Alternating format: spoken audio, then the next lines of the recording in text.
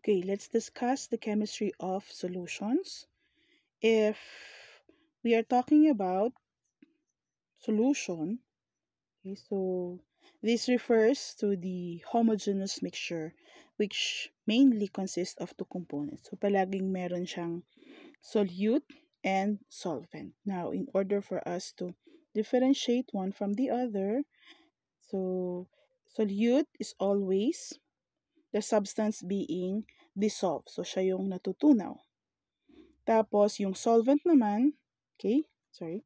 So, solute is the one being dissolved and solvent rather is the one that is used to dissolve other substances. So, yung pangtunaw is the solvent and yung natutunaw would be your solute. So, always bear in mind that solution are homogeneous. So, they are uniform all throughout. So, if you're going to get a sample, dapat yung nakuha mong sample from the batch would always have the same composition.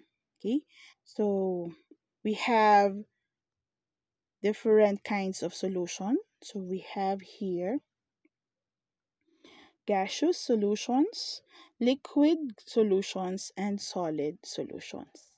Okay, now if say for example you have two liquids, okay, so two liquids, and of course ang hirap i-identify, no, kung alin doon ang natutunaw at alin doon ang mangtutunaw. For the solute, which is the solid, in solid form rather, tapos yung solvent in liquid form, medyo mas madaling ma-identify, no? Kasi the one that is being dissolved, yung natutunaw, usually the solid, and then the liquid will act as a solvent. Pero if, say for example, you're going to have a liquid to liquid solution, always bear in mind in identification of solute and solvent, the solvent will always have the larger quantity. Okay, so siya yung mas madami if that is liquid to liquid solutions. Now, going here to the classification, so yung nga sabi ko kanina, gaseous solution, always ang kanyang solvent ay in gaseous form. Regardless of the physical state of the solute, for as long as the solvent is in gaseous form, then there could be classified as gaseous solution. So example daw here would be if you're going to have your solvent to be in a gas, and then yung solute mo ay in gas, so you have your example is air, then liquid in gas, the water vapor in air, and then you have your solid in gas, the naphthalene, ito yung mothball that was sublimed in the air. Pag sinabing sublimation, the mothballs being as a solid will sublime from solid, magiging gas siya without passing the liquid state. Okay? And then yung pinaka-common would be our liquid solutions. So you have your solvent to be in liquid form, and again, regardless of the physical state of the solute, for as long as the solvent is in liquid, that could be classified as liquid solution. So our example here would be the carbon dioxide gas in our soda kasi carbonated drink. Then you have your vinegar, and then you have your brine. Pag sinabing brine, this is just your salt solution. So you have your salt, table salt, and dissolve that in water. Now, meron din tayong solid solutions. Okay, so the solvent are now in its solid form, and then your solute will be either solid, liquid, or gas. Okay, so you have your hydrogen gas in palladium metal, your dental amalgam, or ito yung tinatawag nating pasta pag may butas yung ngipin mo, papastahan ng dentista. Okay, so that would be dental amalgam. And of course, our sterling silver, which could be prepared by having the copper dissolved in the silver. Okay? Meron din tayong tinatawag or classification of solution based on the solubility. Okay? Meron tayong saturated, unsaturated, and supersaturated. Ano bang ibig sabihin ng solubility? This refers to the maximum amount of solute that could be dissolved in a given volume at a specified temperature. So, ang example natin here, you have, say for example, yung binibiling Nestea Iced Tea, litro pack, sabi niya. Okay? So, Nestea Iced Tea litro pack. That one sachet is, the solubility of that sachet is designed for a 1 liter.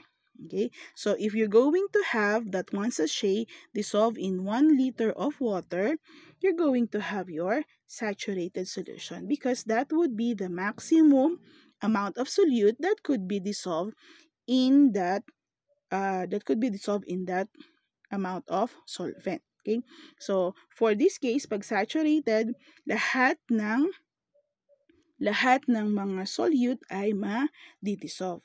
Now, for unsaturated, this refers to a solution that contains less than the maximum. So, if we go back to our example, yung Nestea Iced Tea kanina, instead of having the whole pack be dissolved in that 1 liter, kakalahatiin lang natin. So, less than the maximum amount that could be dissolved.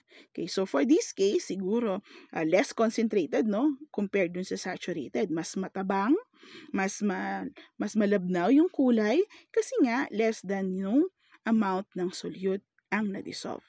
Now, pag sinabi naman nating super saturated, this contains more than the maximum amount of solute that could be dissolved, no? So, kung kanina, sa saturated, we have that one sachet designed to be dissolved in 1 liter. Dun sa unsaturated, hinati natin yung isang sachet kasi nga less than the maximum. Sa supersaturated naman, you could have 2 packs, okay? 2 packs of that iced tea, okay, powder, be dissolved in 1 liter. Okay? So, here, there will be a tendency, ang makikita mo, meron ng undissolved solute. Meron na mga nag-settle dun sa bottom ng pitcher na pinagmixan mo ng mga hindi natunaw na powder. Okay? Because that 1 liter of water is only designed to dissolve 1 sachet. Ngayon, hindi na niya kayang i-dissolve yung iba, kaya nagre-retain na sa bottom ng ating pitcher yung mga undissolved substances. Now, when it comes to the concentration, kung kanina si saturated, okay, so yun yung basis natin, si saturated, no, yung lasa niya, okay naman, lasang iced tea and the like, okay din yung color niya. Si unsaturated naman, medyo matabang kasi nga kulang or mas mapusyaw ang kanyang kulay. Pagdating kay supersaturated, of course, mas matingkad na yung kulay niya, siguro mas darker, or as compared sa dalawa, or pwede rin din na mas matamis or mas matapang yung lasa niya because it is more concentrated. Okay? So those are the types of solution based now on the solubility. Okay? Now, next one.